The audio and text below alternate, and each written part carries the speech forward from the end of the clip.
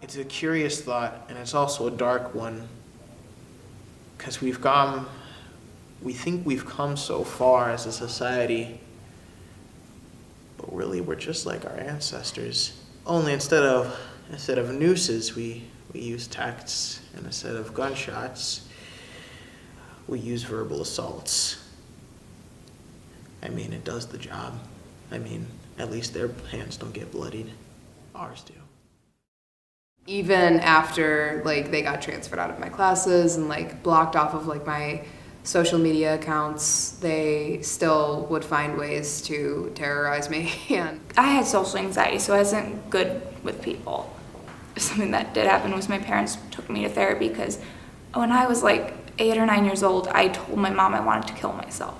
I went through a phase of being obsessed with my weight because of all the bullying that I had went through in middle school.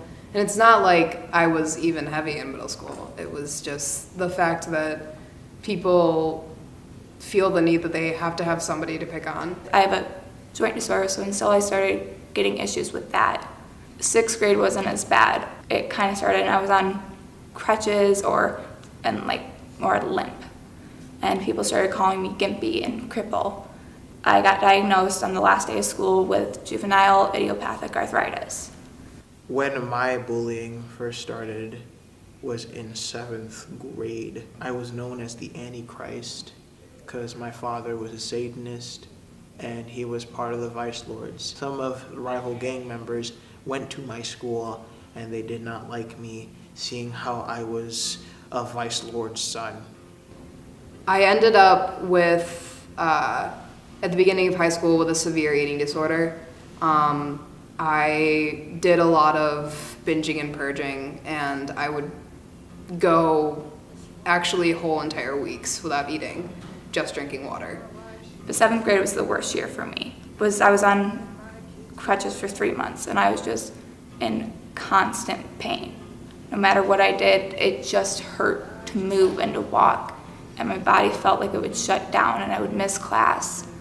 And I had a couple friends at my table, and they kicked me out and made me go sit with a random group because I wasn't there enough.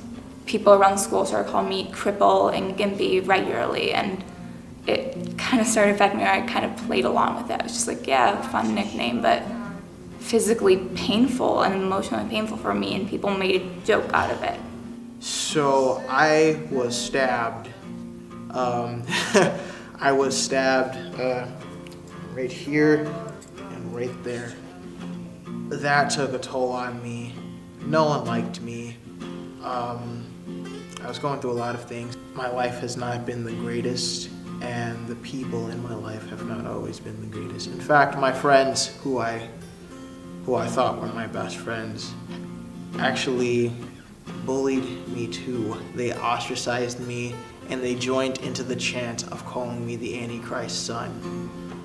My mom started noticing a pattern in me. My hair started getting very, very gross and straggly, and my complexion fell completely. I was white all the time because I was so malnourished. And she actually, one time it got so bad that I had to go to the hospital because I was dehydrated and completely famished. And it was just getting to the point where I could barely get out of bed in the morning, just not only because of my disorder, but because I was just so emotionally hurt with it, and I didn't tell my parents. And I remember crying every night and just screaming and crying at the stupidest things.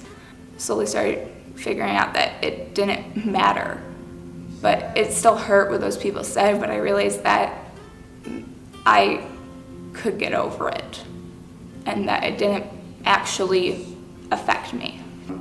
I'm healthy now, and I got through it, and that's the most important part, and it has honestly made me such a strong human being. Although it is very hard, you cannot let them control your life. You cannot let them in control of why you exist and why you matter, because what they say isn't true. Although their words may be persuasive, and although their words may be cruel, they couldn't be further from the truth.